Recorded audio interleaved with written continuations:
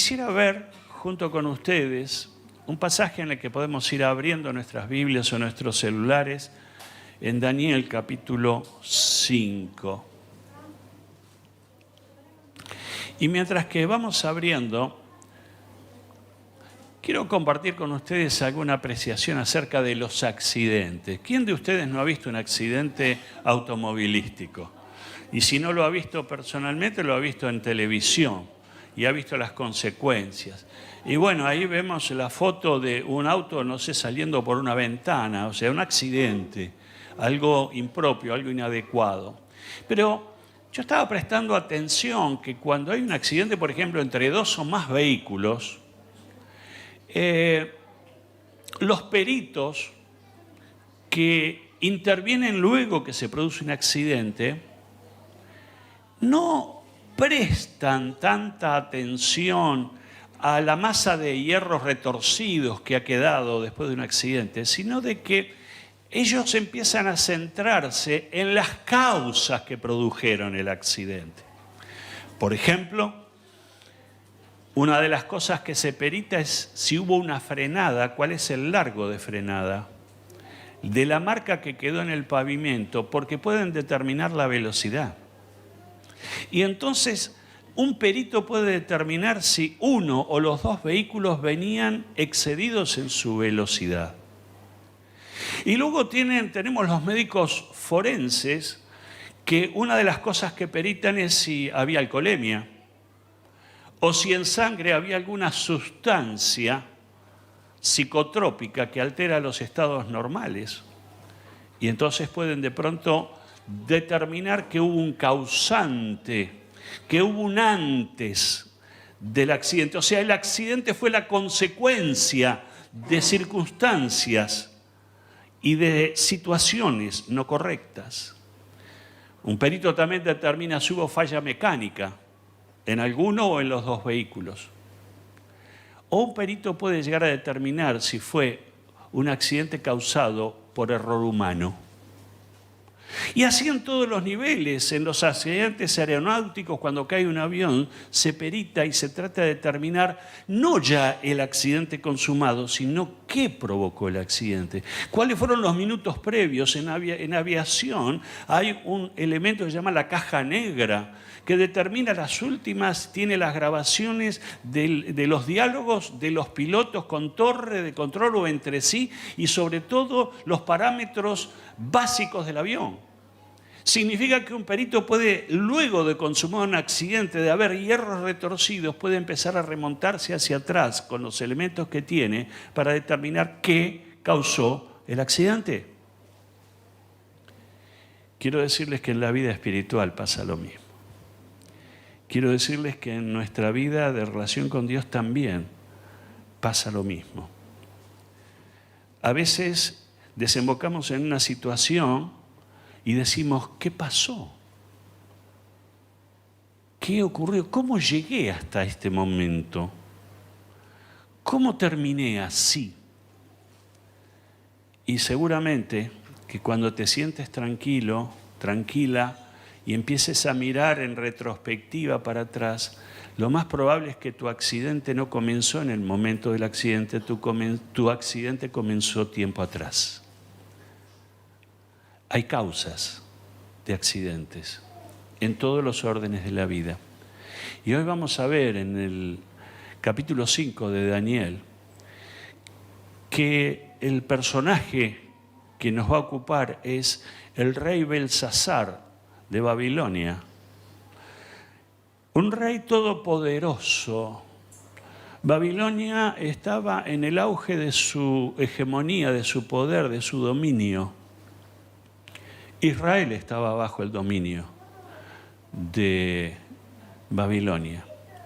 Muchos israelitas habían sido llevados cautivos a Babilonia y entre ellos había uno que llamaba Daniel, un hombre de Dios, el hombre de Dios.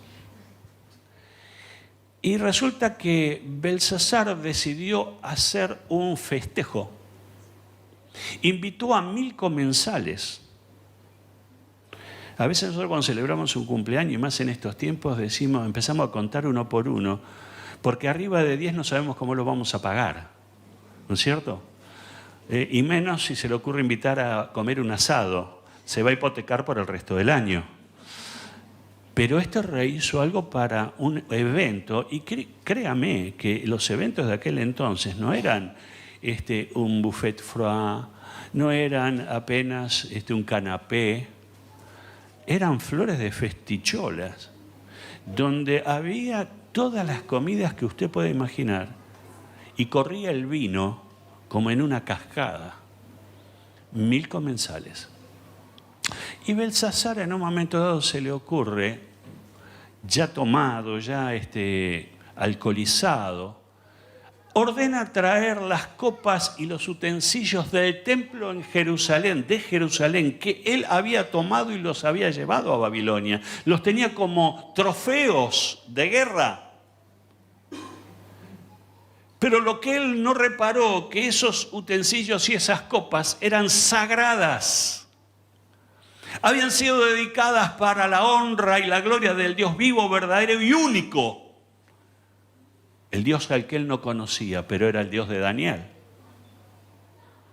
Y entonces hace traer las copas y sirve vino y empiezan a festejar con las copas sagradas. Y de pronto, en medio de esa algarabía que tenía el rey, una mano con un dedo extendido empieza a escribir en la pared. Yo me imagino Belsasar y toda la gente, primero porque era un hecho absolutamente sobrenatural. Una mano con un dedo índice escribiendo en la pared unas palabras. Y al final del capítulo 5 usted va a ver cuáles eran las palabras que se escribían en la pared. Eran Mene, Mene, Tekel, Uparsin. Esas palabras no las entendía el rey, no eran su idioma. Algunos comentaristas dicen que probablemente era en arameo, era una lengua propia del lugar de Israel, pero no es una aseveración, es una opinión. Así que no sabemos con certeza. Sí sabemos que él empezó a llamar a sus hechiceros, a sus videntes, a sus consejeros para que le digan cuál era el significado de esa palabra escrita en la pared. Y resulta que ninguno de los sabios de Babilonia supo descifrar el mensaje. Estaba encriptado al conocimiento de los babilonios. Y de pronto alguien que estaba allí, el rey estaba pálido, temblando como una hoja. Lo vieron tan mal que una de las mujeres por allí se acordó que había un sabio de los hijos de Israel que tenía la capacidad para leer sueños, interpretar sueños y traerle una respuesta al rey, que hasta ese momento no habían conocido. ¿Saben? Era tal la angustia de ese rey que dijo: quien pueda revelarme este mensaje, yo lo voy a nombrar tercero en mi reino, lo voy a vestir con un manto púrpura que significaba manto de honor, y lo iba a poner en el tercer lugar de reinado, o sea, de autoridad en el reino. O sea, le estaba dando todo. Era tal la angustia de este hombre que estaba dispuesto a dar algo inmenso, grande. Y de pronto entonces habla esa mujer y dice: mira, hay un hombre que se llama Daniel. Y lo hizo traer, lo fue a buscar, lo mandó a buscar. Era tal la desesperación, era tal la urgencia de este rey que hizo que justamente lo fueran a buscar. Y viene, y entonces lo primero que le dice: si me descifrás este mensaje encriptado, yo voy a darte esto, esto y lo otro. ¿Sabe lo que dice Daniel? Le dice: puede guardarse sus regalos, no me interesa, no quiero, estoy parafraseando, por supuesto. No me interesa, guárdese esos regalos, déselo a quien usted quiera. Pero yo igual le voy a decir lo que significa ese mensaje en la pared. Y entonces, allí en el pasaje, al final del capítulo, Daniel le revela el mensaje. La primera palabra, ¿se acuerdan? Mene, mene, le dijo a Daniel, esa palabra significa que Dios ha contado los días de tu reino y les ha puesto un límite. Dios contó tus días, rey, y ya puso un límite.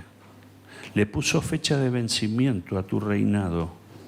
Siguiente palabra, la palabra tekel, dice, su majestad ha sido puesto en una balanza y no pesa lo que debería pesar.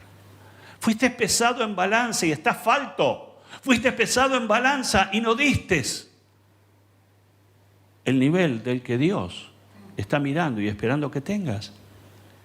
Y por último, la palabra parsin dice, el reino de su majestad se ha dividido y ha sido entregado a los medos y a los persas. Esa misma noche, el rey de Persia, Darío, invade, mata a Belsasar y toma el control de Babilonia, ahora bajo el dominio persa.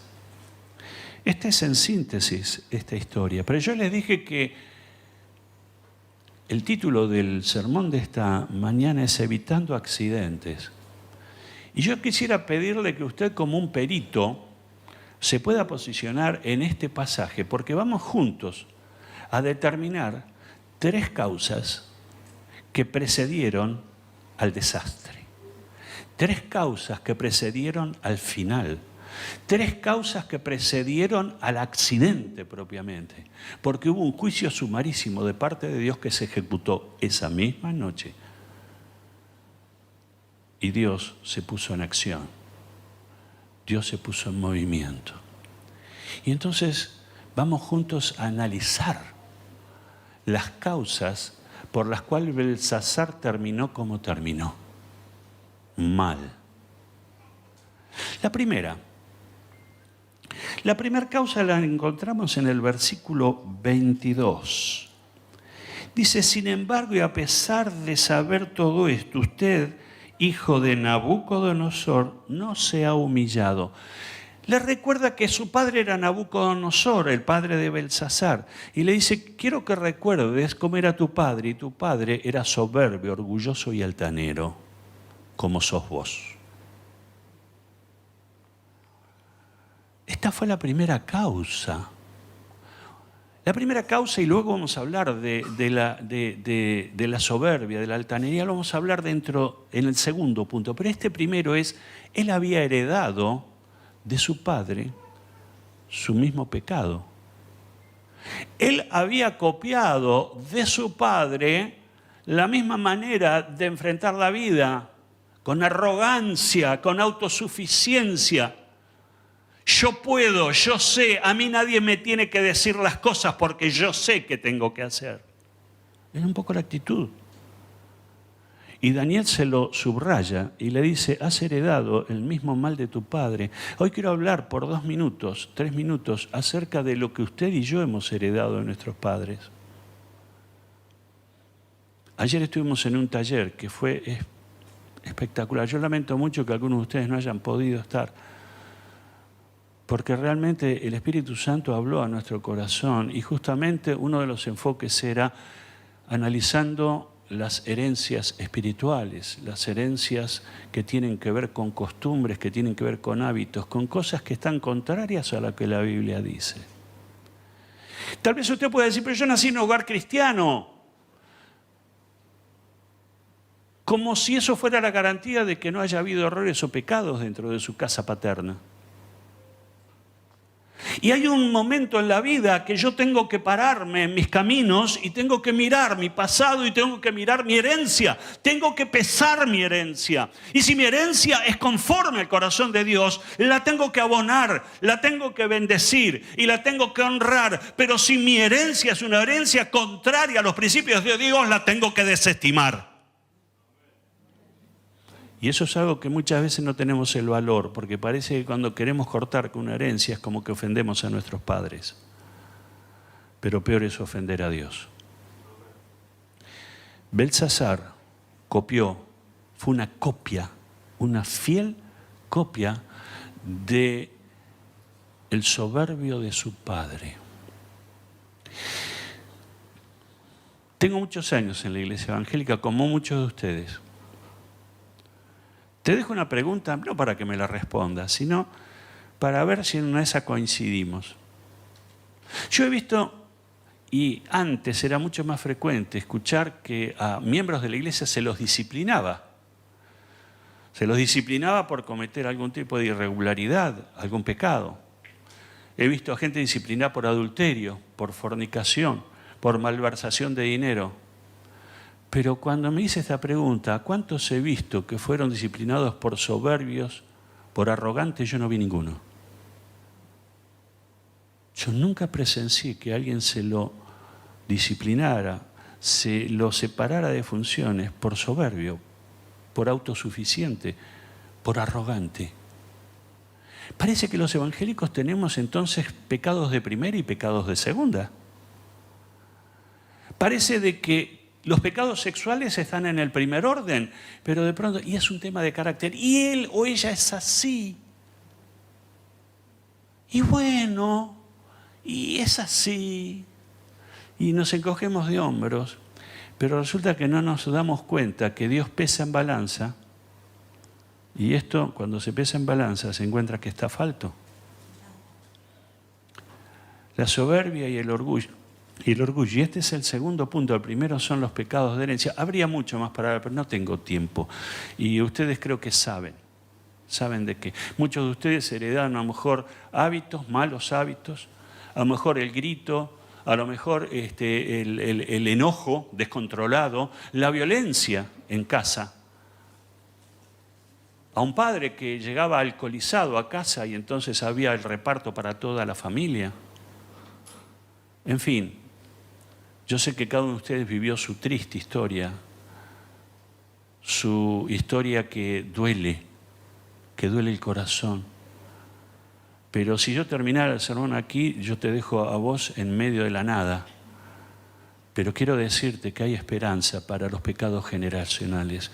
Y la esperanza es la sangre de Jesucristo, que fue derramada en la cruz del Calvario, que tiene el poder suficiente para transformar mi presente. Y si transforma mi presente, mi futuro va a ser muy distinto. No voy a terminar como mi papá o mi mamá. Yo voy a terminar como Dios dice que debo terminar. Esta es una elección tuya. Yo no puedo elegir por vos.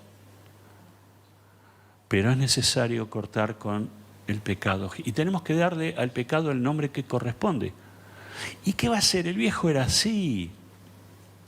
Y mi mamá nos mataba a palos. Pero ¿y qué va a hacer? La viejita era así. Es cierto. Hicieron lo que pudieron, nos dieron lo que pudieron. Y a pesar de todo, tenemos que dar las gracias por ellos. Porque un padre o una madre no hace porque o no sabe, o no puede, o no quiere. Pero usted tiene la oportunidad de cambiar su historia. No está condenado a repetir la historia. Usted está bendecido y llamado a cambiar la historia. Y yo quiero motivarlo, quiero motivarte, quiero a que este año 2023 sea un año bisagra en tu vida y puedas decir, yo amo a mis viejos, hicieron lo que pudieron, viví una pobreza atroz, pero yo me levanto hoy en el nombre de Jesús y voy a cambiar mi historia porque quien está conmigo está como poderoso gigante. Así que, ¿qué te parece si te llevas este ánimo, este aliento de decir, no te conformes con lo que tenés, podés cambiar la herencia generacional? El segundo pecado de Belsasar fue su arrogancia. Y en el versículo 20 nos dice, pero cuando su corazón se volvió arrogante, está hablando del padre, arrogante y orgulloso, se le arrebató el trono real y se le despojó de su gloria. Fue apartado de la gente y recibió una mente de un animal. Vivió entre los asnos salvajes y se alimentó con pasto como el ganado. El rocío de la noche empapaba su cuerpo. Todo esto le sucedió hasta que reconoció que el Dios Altísimo es soberano de todos los reinos del mundo y que se los entrega a quien Él quiere. Está hablando de su Padre y está hablando implícitamente de Él.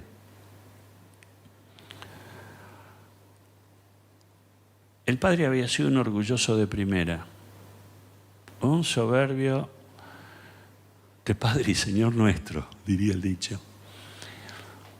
Fue tal la arrogancia que Dios le quitó el juicio, el buen juicio. Y dice que siendo rey se transformó como un animal y pastaba, comía pasto con los asnos salvajes en el campo y de noche el rocío le caía y lo bañaba. Había perdido la razón, era un animal. Y pasado un tiempo de ese estado, Nabucodonosor se arrepiente y reconoce a Dios como el único Dios, el Dios vivo y verdadero, y Dios lo restaura. Y yo le dije que el hijo, ¿vieron el dicho que dice que el fruto no cae lejos del árbol? ¿Cuántos escucharon ese dicho? Bueno, porque se da el ejemplo justamente de que un hijo tiene muchas probabilidades de repetir la historia de sus padres. El fruto no cae lejos del árbol. La arrogancia. La arrogancia es uno de los peores pecados que podemos practicar. Por eso que si usted encuentra en usted rasgos de arrogancia, yo le ruego, vuélvase contra sí mismo, vuélvase contra usted mismo y coloque esa área de arrogancia bajo los pies de la cruz del Calvario. Confiéselo al Señor de inmediato. Pero no puedo confesar si no reconozco. Y entonces ando feliz por la vida, destilando arrogancia por todos lados. Pero el último que se da cuenta soy yo. ¿Sabe quién se da cuenta? Los que lo rodean a usted. ¿Tiene la valentía de preguntarle a su esposo o a su esposa, decime querido, querida, ¿cómo me ves? ¿Sabe por qué no lo hacemos? Porque tenemos miedo a encontrarnos con la verdad. Y la verdad siempre duele. Pero cuando estoy dispuesto a pagar el precio, estoy dispuesto a que realmente a volverme contra mí mismo, contra los rasgos negativos de mi vida, contra aquello que realmente es un estorbo, es un dique de contención que impide que la gloria de Dios se manifieste en ti. Pregúntale a tus hijos qué opinan. Pregúntale a tus padres, pregúntale a tus compañeros de trabajo. Claro que no te estoy proponiendo que mañana lunes salga enloquecido a preguntarle a todo el mundo y hagas un casting a ver de dónde estás parado. No te estoy pidiendo eso, pero simplemente que tengas, de que a lo mejor decidas dar un paso más y decir, decime con total sinceridad, decime cómo me ves. Yo lo he hecho con mi esposa y así quedé.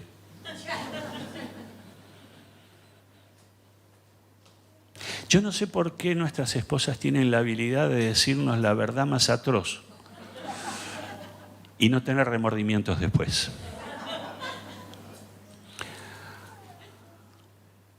Pero usted que vive, que tiene su casa, que tiene su hogar, que tiene su familia, que tiene su matrimonio, habilite a su cónyuge a que le dé la opinión sobre usted. Habilítelo. No haga que le tira la pregunta y enseña, pero fíjate lo que vas a decir, ¿eh? Ah, no me estás lastimando. Y entonces ahí entramos en un plano, digamos, de víctima. Pero este es un ejercicio que todo matrimonio debemos de tener. Habilitar a nuestro cónyuge, a nuestro esposo, a nuestra esposa, que nos digan las cosas como son. Claro que vos, esposo o esposa, que vas a decir, no tenés permitido hablar sin amor. No te está permitido hablar para lastimar. Si hablas es porque deseas contribuir a la solución. Y lo haces en amor. Dada esta pauta, entonces, el que habla, habla en amor y el que pregunta, pregunta en humildad. arrogancia. ¿Dónde empieza la arrogancia? Y allí en Génesis capítulo 3, versículo 4. Estoy probando a la cabina porque no les pasé este versículo, pero ahora vamos a ver si son rápidos y enseguida habilitan el pasaje. Génesis capítulo 3, versículo 4. Pero la serpiente le dijo a la mujer, no es cierto, no van a morir. Siguiente. Dios sabe muy bien que cuando coman de ese árbol se les abrirán los ojos, y preste atención a la propuesta de Satanás, y llegarán a ser como Dios. La arrogancia es ocupar el lugar de Dios, es ser Dios. Hace un rato hice la parodia, a mí nadie me va a decir cómo tengo que vivir. ¿Cómo? A mí nadie me tiene que enseñar cómo tengo que hacer. ¿Cómo? ¿Hola?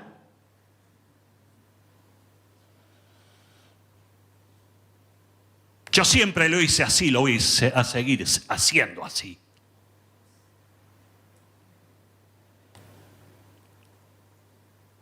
Y bueno, yo nací así. Siempre justificativos, ¿vieron? Frases justificativas, cómo salimos del paso cuando estamos en alguna situación crítica. Y si no, yo soy así y me canto el tango.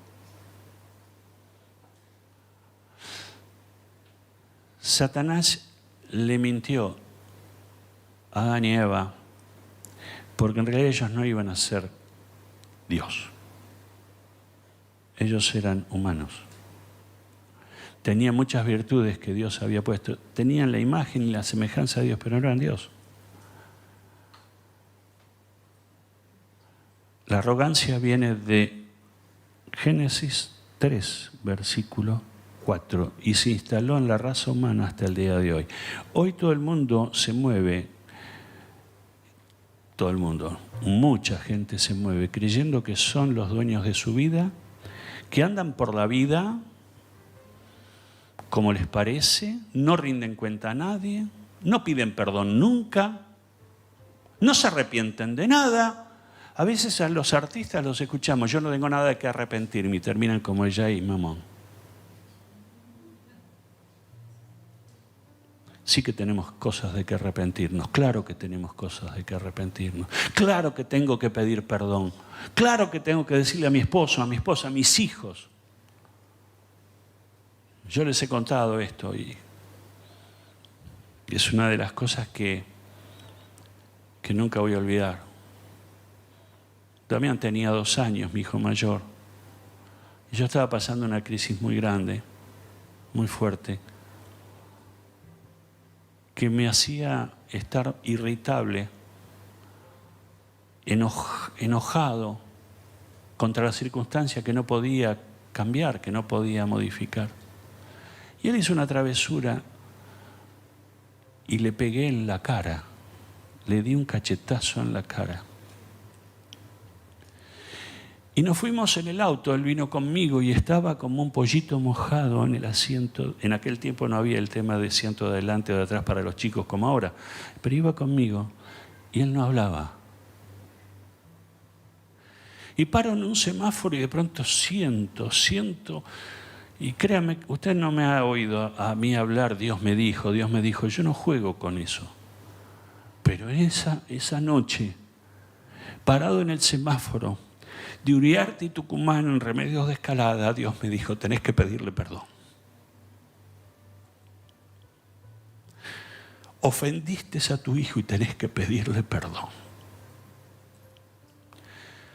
Y avancé con el auto, unos pocos metros estacioné, lo abracé y le dije, papá te pegó y se equivocó, lo que hice está muy mal.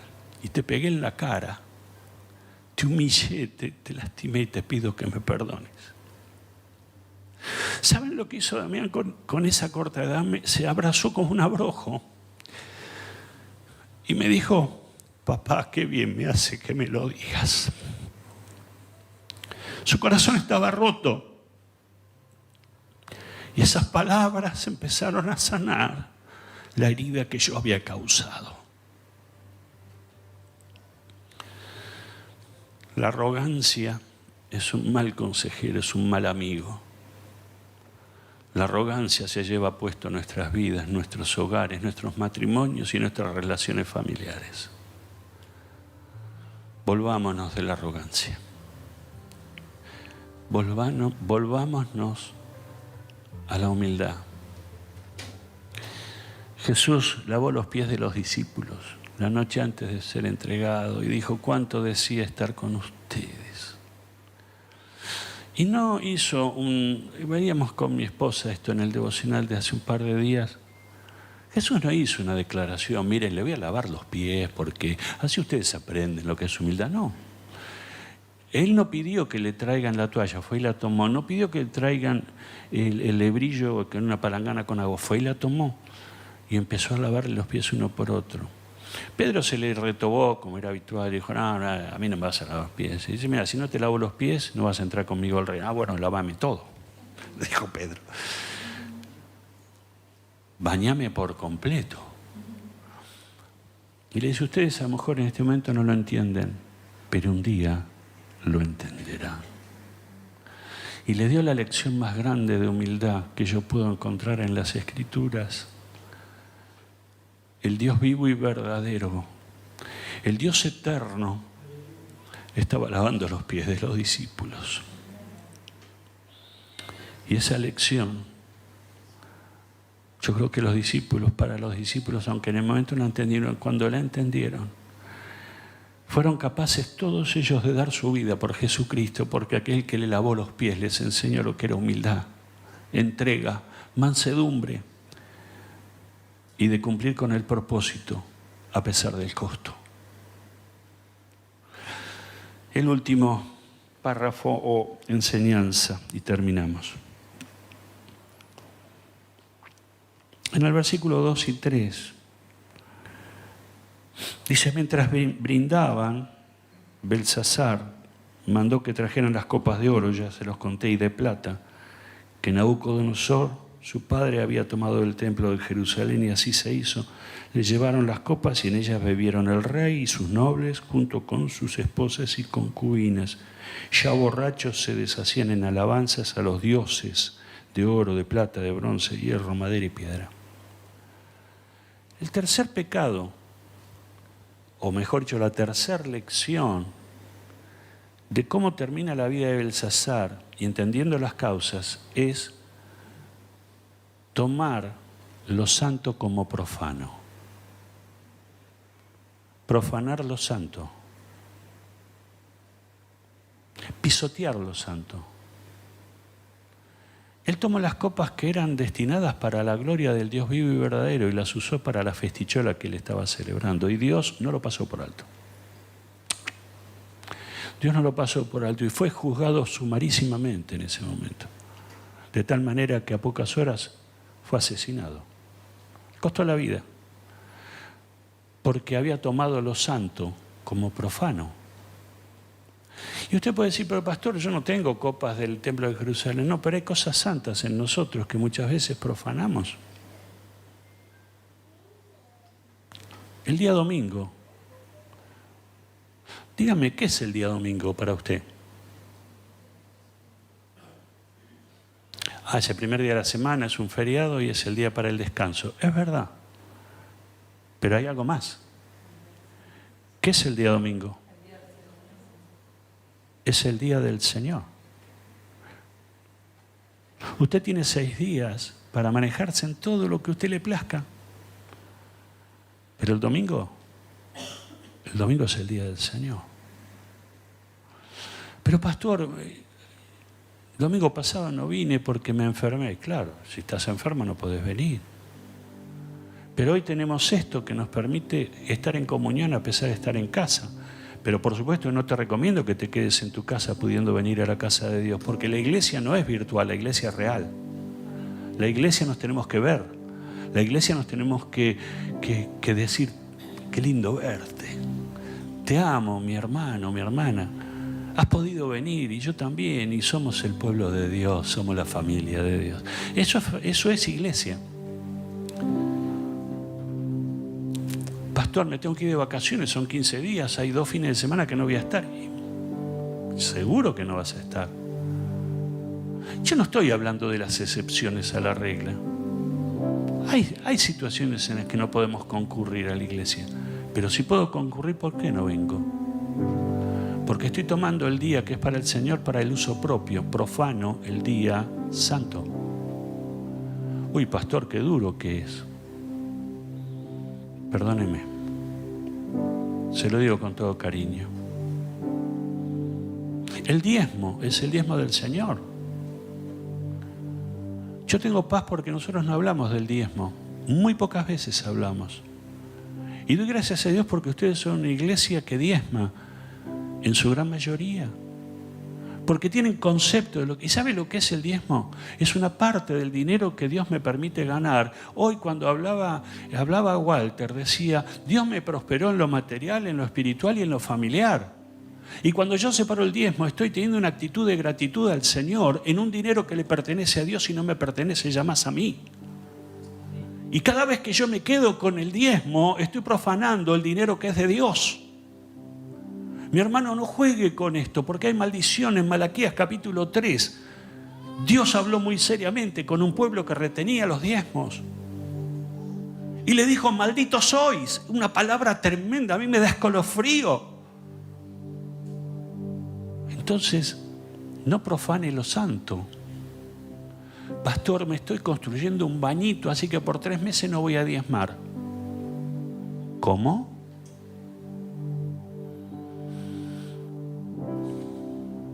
Cambié el auto, tengo cuotas por 1 año y no voy a diezmar. ¿Usted está reteniendo lo que no es suyo?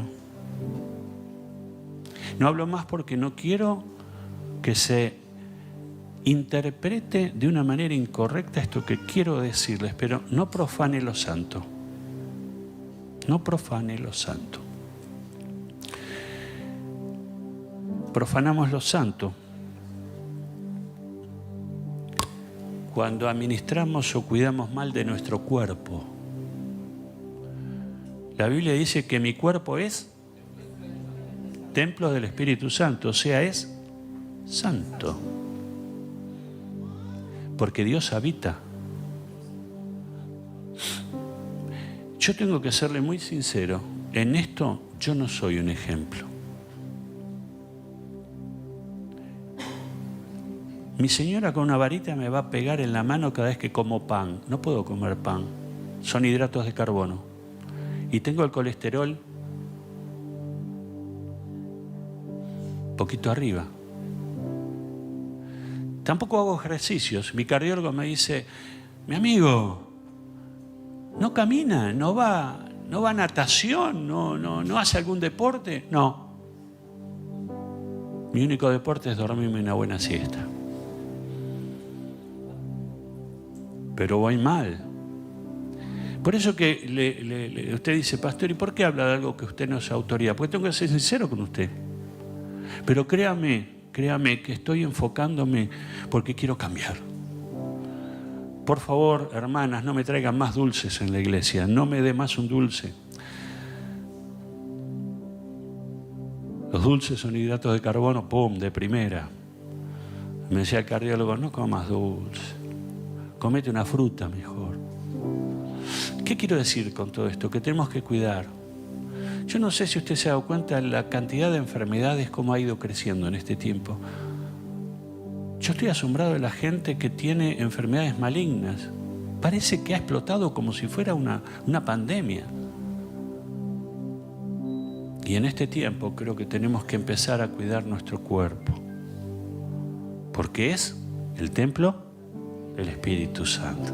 Porque Dios decidió habitar en este cuerpo. Él no habita en templos hechos de mano de hombres. Él habita en el corazón y en el cuerpo de cada uno de los hijos de Dios. Tengo que cuidarlo. No profanar el cuerpo. No profane el cuerpo teniendo relaciones adúlteras. No profane su matrimonio engañando a su esposa o a su esposo. Porque su matrimonio es santo.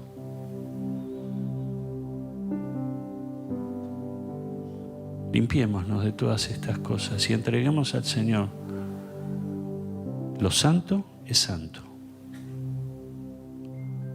Y que el Señor nos ayude realmente a movernos con este temor. Entonces, terminamos. Belsasar tuvo una herencia maliciosa, una herencia generacional de su padre que él no pudo controlar, sino que la repitió. El pecado sobresaliente es la arrogancia. Fue la arrogancia, y por la arrogancia Dios lo pesó, lo halló falto y le puso límite y final a su vida. Y por haber profanado lo santo, recibió el juicio sumarísimo de parte de Dios. Y así terminó su triste historia. Él no pudo evitar el accidente. Pero usted y yo, sí.